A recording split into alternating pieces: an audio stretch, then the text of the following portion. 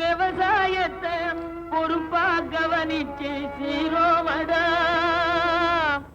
உண்மையா உழைக்கிற நமக்கு எல்லா நன்மைகளும் நாடி வந்து கூடுதடா.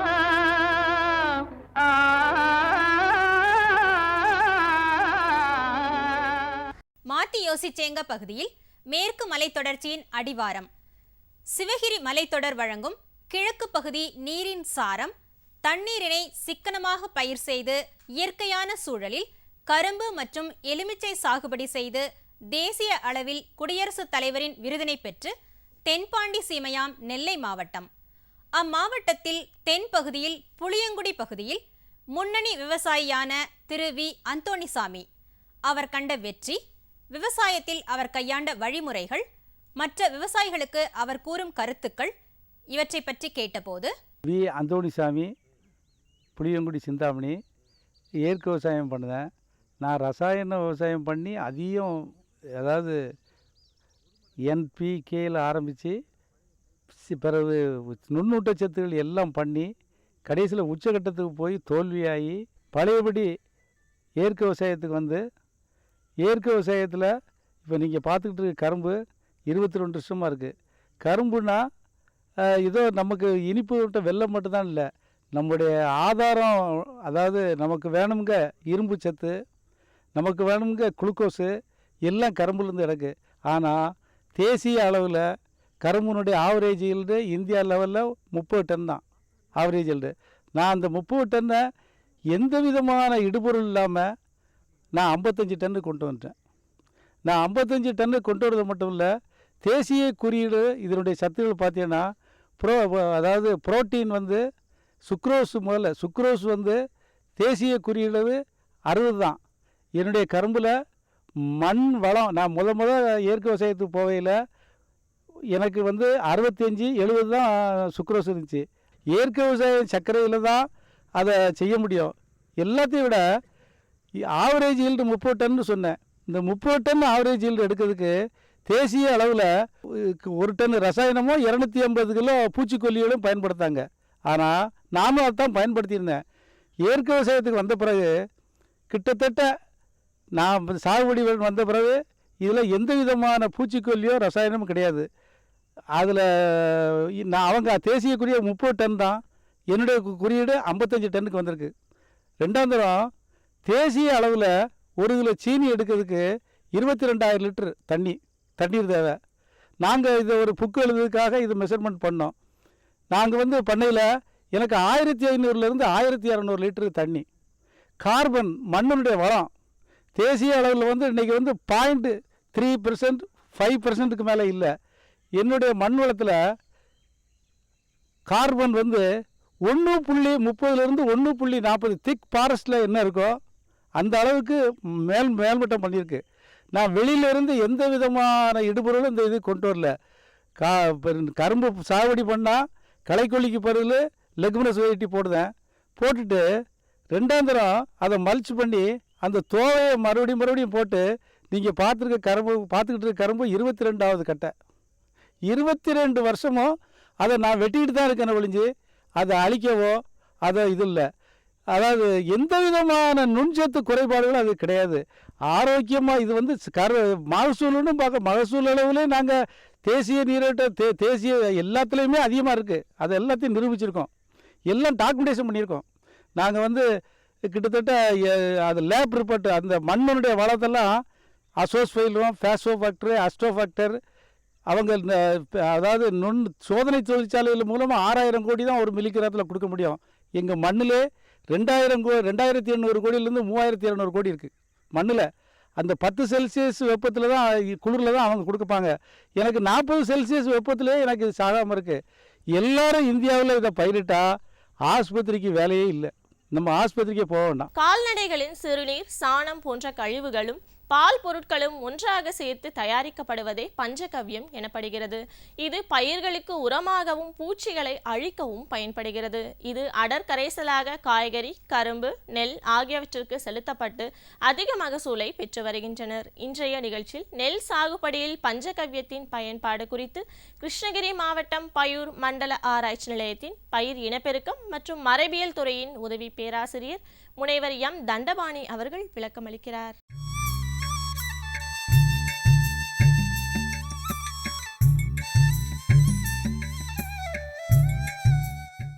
இந்த பஞ்சகவ்யா நெல் பயன்படுறதை பற்றி பார்க்கலாங்க. முக்கியமான இது பார்க்க வேண்டியது என்னென்னா, நம்ம உள்ளே போகாமல் பார்த்துக்கணும். போயிட்டு முட்டை வச்சுட்டா இது நம்ம தொடர்ந்து பயன்படுத்தாமல் போயிடும். நம்ம நல்ல முறையாக பயன்படுத்தப்பட்ட பஞ்சகவ்யா நம்ம 6 மாதம் வரைக்கும் கூட பயன்படுத்தலாம் வடிகட்டி வச்சோம்னா. ஆனால் முட்டை அடிச்சுன்னா அந்த புழு வந்துடும். அந்த புழு சாப்பிட ஆரம்பித்தா ஒரு மாதிரி கெட்டு போயிட்டு ஒரு மாதிரி துர்நாற்றம் வீச ஆரம்பிச்சிடும். அதேமாதிரி அதோட சத்துக்கெல்லாம் குறைஞ்சதுனால நம்ம சரியாக பயன்படுத்த முடியாதுங்க. இப்போ இந்த கட்டி வச்சுட்டு தினமும் காலை ஒரு முறை மாலை ஒரு முறை நல்ல ஒரு சுத்தமான குச்சியில் இந்த மாதிரி நல்லா கலக்கணும். இது எதுக்கு செய்கிறேன்னா இந்த காற்றோட்ட வசதி செய்து கொடுக்குறதால, இந்த காற்றோட்டம் செய்கிறதுனால இந்த நுண்ணுயிர்கள் நல்லா வளரும். இந்த சாணியில் இருக்கிற நுண்ணுயிர்கள், அதே மாதிரி தயிரில் இருக்கிற நுண்ணுயிர்கள், கோமியத்தில் இருக்கிற நுண்ணுயிர்கள் அதெல்லாமே நல்லா வளர்ச்சியடி நல்லா பல்கி பெருகும். தொடர்ந்து நம்ம 15 நாள் இது மாதிரி குச்சியில் கலக்கிட்டு வந்தோம்னா 15 நாள் கழித்து பார்த்தோம்னா ஒரு பொன்னிறமான நிறத்துடனும் ஒரு புளித்த நொதித்த வாசனையோடு இருக்கும். அப்போ நம்ம தெரிஞ்சுக்கலாம் இது நம்ம பஞ்சகவ்யா நம்ம பயிருக்கு பயன்படுத்த தயாராகி விட்டதுன்னு. இதை நம்ம என்ன பண்ணால் ஒரு வடிகட்டி ஒரு இன்னொரு கேனில் நம்ம காற்று போகாமல் அடைச்சி வச்சுக்கலாம். அடைச்சி வச்சோம்னா நம்ம ரொம்ப நாள் பயன்படுத்தலாம். ஒரு 6 மாதம் வரைக்கும் பயன்படுத்தலாம். நல்ல விதையை நம்ம வீரியமான நாற்று, ஆரோக்கியமான நாற்று உருவாக்கும் போது அதே நம்ம மகசூல் அதிகப்படுத்தும். இப்போ நெல்லில் பஞ்சகவ்யா பயன்படுத்தி எப்படி விதை நேர்த்தி செய்யலான்றதை பற்றி பார்க்கலாம். இப்போ 1 கிலோ விதைக்கு 10 லிட்டர் நீர் தேவைப்படும். அது நம்ம 100 மில்லி பஞ்சகவ்யா கரைச்சிக்கணும். பஞ்சகவ்யா அதை 0.1%. 0.1% விதையை ஒரு மாதிரி துணிப்பையில் இல்லை சாக்கு பையில் எடுத்துக்கலாம். சாக்கு பையில் எடுத்துக்கிட்டு ஒவ்வொரு முறையும் நல்லா கலக்கிக்கணும். பஞ்சகவ்யா ஒவ்வொரு முறையும் நல்லா கலக்கிக்கணும்.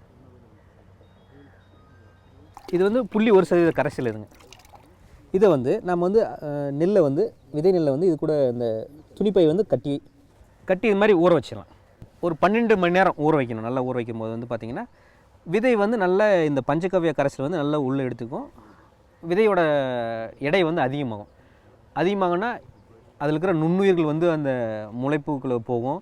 அதே மாதிரி வினையூக்கியில் உள்ளே போகும். அதே மாதிரி சத்துக்கள் போகும். அப்போ போகும்போது பார்த்திங்கன்னா விதை நல்ல வீரியமாகவும் ஆரோக்கியமாகவும் விதை நாற்றுக்களை உருவாக்கும். இது மாதிரி பண்ணிவிட்டு 12 மணி நேரம் கழித்து மறுநாள் எடுத்து நிழலில் ஊற வச்சிடணும். நிழலில் வச்சிடணும். நிழலில் வச்சுட்டு திரும்ப மறுநாள் மாலை வேளையில் ஒரு அரை மணி நேரம் திரும்ப இதே கரைசலில் ஊற வைக்கணும். ஊற வச்சுட்டு எடுத்து நிழலில் வச்சிடணும். நிழலில் வச்சுட்டு மறுநாள் காலையில் தயாராகிடும் இந்த முளைப்பு கட்டிய விதை. அந்த முளைப்பு கட்டிய விதையை நம்ம மேட்டு பாத்தி இல்லை இந்த சமதள பாத்தியில் நம்ம விதைக்கிறதுக்கு பயன்படுத்தலாம். நம்ம விதை நேர்த்தி செய்யப்பட்ட விதையை விதைச்சு அது உருவான நாற்றுக்களை நாற்று பிடிங்கிட்டு நடுறதுக்கு முன்னாடி அதே மாதிரி 0.1% பஞ்சகவ்யா கரைசல் அரை மணி நேரம் நனைச்சி நட்டோம்னா வேர்கள் வளர்ச்சி நல்லா வர்றதோட அதே மாதிரி சத்துக்களை நல்லா உறிஞ்சும். மண்ணில் இருக்கிற சத்துக்களை உறிஞ்சும். இப்போ அடுத்து இலைவழி தெளிப்பு செய்கிறது எப்படின்னா நோய் பூச்சிகளை கட்டுப்படுத்தும். எப்படின்னா இலைகள் ரொம்ப கடினமாக இருக்கும். அதே மாதிரி வளர்ச்சி விகிதம் அதிகமாக இருக்கிறதுனால பூச்சி நோய் தாக்குதல் குறையும். எப்படின்னு பார்த்தீங்கன்னா சிஸ்டமிக் அக்வைர்டு ரெசிஸ்டன்ஸ் சொல்லுவாங்க. அது நோய் எதிர்ப்பு சக்தி உருவாக்கக்கூடிய பொருட்கள் பஞ்சகவ்யாவில் இருக்கிறதுனால உதாரணமாக சொல்லணும்னா பென்சாயிக் அமிலம், சாலிசிக் அமிலம் அது இரண்டுமே சமச்சீரான அளவில் இருக்கிறதுனால அது நோய் எதிர்ப்பு சக்தியை உருவாக்கும். அதுவும் இல்லாமல் நிறைய வினைகள் இருக்குது அந்த உடைய ஆக்டிவிட்டீஸ். அந்த சாலிசிலிக் அமிலம் மற்றும் பென்சாயிக் அமிலம் அது ரெண்டுமே இது பண்ணுறதுனால லிக்னிஃபிகேஷன் ஒரு ஒரு ப்ராசஸ் சொல்லுவாங்க. அது இப்படி பார்த்தோம்னா இலைகளோட தடிமன் அதிகமாகும். கடினப்படுத்தினால பூச்சி நோய் தாக்குதல் இதாகும். அதே மாதிரி அந்த கிருமிகள் உள்ளே போகிறது தடுக்கப்படுது. பூச்சி கடிக்கிறதும் குறைக்கப்படுது. அதே மாதிரி ஒரு மாதிரி மனம் ஒரு மாதிரி நெடியோடு இருக்கிறதுனால பூச்சிகள் சாறு உறிஞ்சும் பூச்சிகள் வராதுங்க. இப்போ நம்ம இலைவழி தெளிப்புக்கு நம்ம நாப்சாக் ஸ்ப்ரேயர் 0.3% பயன்படுத்தலாம். அதே பவர் ஸ்ப்ரேயர் இருந்தால் 0.5% பயன்படுத்தலாம். இப்போ ஒரு டேங்க் வந்து 10 லிட்டர் நீருக்கு வந்து நம்ம வந்து 30 மில்லி பஞ்சகவ்யம் வந்து பயன்படுத்தணும். ஒவ்வொரு முறையும் நம்ம வந்து கலக்கணும். இது திரும்ப நல்லா கலக்கிட்டு கை தெளிப்பானில் வந்து நம்ம தெளிக்கும் போது கூடிய மட்டும் நம்ம வந்து காலை நேரங்களும் அதேமாதிரி மாலை நேரங்களும் பயன்படுத்துவது நல்லது. ஏன்னா மதிய நேரத்தில் பண்ணிங்கன்னா இலைத்துளை வந்து மூடி இருக்கும். அப்போ வந்து பயிர்களுக்குள்ளே வந்து போகிறது வந்து தடுக்கப்படுது. இப்போ பஞ்சகவ்ய பயன்படுத்தும் போது ஒரு சில வழிமுறைகளை வந்து கடைப்பிடிக்கும். என்னென்னு பார்த்தீங்கன்னா, ரசாயன உரங்கள் வந்து கலக்கக்கூடாது. அது கூட அதே மாதிரி ரசாயன பூச்சிக்கொல்லிகள் வந்து கலக்கக்கூடாது. இப்போ வந்து விதை நேர்த்தி செஞ்சு நீங்கள் வந்து விதையை நினச்சி நடும்போது உடனே வந்து ரசாயன உரத்தை வந்து அடி உரமாக போடக்கூடாது. ஒரு வாரம் இல்லைனா ஒரு 10 நாட்கள் வந்து வெயிட் பண்ணி அதுக்கப்புறம் தான் போடணும். ஏன்னா வந்து அப்போ தான் வந்து இந்த வேரில் இருக்கிற நுண்ணுயிர்கள் வந்து நல்லா சேர்ந்து வளர்ச்சி அடையும். அதே மாதிரி நம்ம உரம் போடும்போது வந்து சமச்சீரான அளவில் பிரித்து தான் போடணும். நெல்லுக்கு நம்ம கொடுத்து பரிந்துரைக்கப்பட்ட அளவு போடணும். இல்லைனா வந்து மண் ஆய்வு செஞ்ச உரங்களை வந்து போடணும். அதிகமாக வந்து உரம் போட்டிங்கன்னா வந்து நோய் பூச்சி தாக்குதல் வந்து அதிகமாக வரும். அதே மாதிரி வந்து சுற்றுப்புற சூழலும் பாதிக்கப்படும். நம்ம பஞ்சகவ்யா வந்து நம்ம தெளிக்கும் போது நம்ம வந்து உரத்தை கலந்து போடலாம், ஒன்றும் தவறு கிடையாது. பட் வந்து நம்ம வந்து கொஞ்சம் பாதுகாப்பான முறையில், அதாவது வந்து அந்த இடைவெளி விட்டு அதே மாதிரி வந்து சமச்சீரான அளவில் குறைஞ்ச அளவில் வந்து போடணும். உதாரணமாக சொன்னால் யூரியா வந்து வேப்ப முன்னா கலந்து போடணும். அதே மாதிரி வந்து உரம் போடும்போது வந்து எருவில் கலந்து போடணும். அப்போ செய்யும்போது பார்த்திங்கன்னா அதோட சத்துக்களை வந்து விரயமாக தடுக்குது. அதே மாதிரி வந்து நம்ம பஞ்சகவ்யா வந்து ஒருங்கிணைந்து செய்கிறதுனால பஞ்சகவ்யா வந்து அந்த சத்துக்களை மண்ணில் போடக்கூடிய சத்துக்களை வந்து நல்ல சிறப்பான முறையில் எடுத்துக்க வழி செய்யுது. அதனால் வந்து நன்மைகள்னு பார்த்திங்கன்னா, ஒன்று வந்து தூர்கள் வந்து அதிகமாகும். இதே வந்து நம்ம வந்து ஒரு மகசூலுக்கு வந்து மிக முக்கிய காரணமாகிடுது. மணிகள் வந்து திரட்சியான மணிகள் வரும், பதர் வராது. அதே மாதிரி பயிர்கள் வளர்ச்சி நல்லாயிருக்கும். நன்மை செய்யும் நுண்ணீர்கள் வந்து அதிகமாகும். பாருங்களா, அசோலா இருக்குது. அதே மாதிரி வந்து நீலப்பசும் பாசி இருக்குது. நம்ம வந்து தொடர்ந்து இது மாதிரி இந்த பஞ்சகவ்யாவை பயன்படுத்தி வரும்போது பார்த்திங்கன்னா இந்த மாதிரி நன்மை செய்யும் நுண்ணீர்கள் வந்து எண்ணிக்கை அதிகமாகும். பூச்சி நோய் தாக்குதல் வந்து நம்ம அப்படியே அறவே குறைச்சிடலாம். அதே மாதிரி வந்து நம்மளுடைய சாகுபடி செலவு வந்து குறைக்கலாம். எப்படின்னு பார்த்தீங்கன்னா, நம்ம தொடர்ந்து வந்து பயன்படுத்தி வரும்போது பார்த்திங்கன்னா, நம்ம எப்பயும் வந்து உரங்களை வந்து இலைவண்ண அட்டையை பயன்படுத்தி தான் நம்ம உரங்களை போடுறோம். இப்போ பார்த்திங்கன்னா வந்து பசுமையாக இருக்குது. நம்ம வந்து ஒவ்வொரு முறையும் ஒவ்வொரு ஆண்டும் நம்ம பயன்படுத்திகிட்டே வரும்போது மண்ணில் வந்து இந்த நன்மை செய்யும் நுண்ணீர்களோட எண்ணிக்கை அதிகமாகிறதுனால மண்ணில் இருக்கும் கிடைக்காத சத்துக்கள் வந்து கிடைக்கிறதுனால நம்ம வந்து ரசாயன உரங்களோட வந்து குறைச்சிட்டே வரலாம். இப்போ நம்ம அதனால் இந்த பஞ்சகவ்யா வந்து ஒவ்வொரு விவசாய பெருமக்களும் பயன்படுத்தலாம். அதேமாதிரி பஞ்சகவ்யாவை தயாரிக்க வந்து ரொம்ப எளிமையான முறை. நமக்கு தேவை பொருட்கள் வந்து ரொம்ப எளிமையான நம்மக்கிட்ட இருக்கிற பொருட்கள் தான்.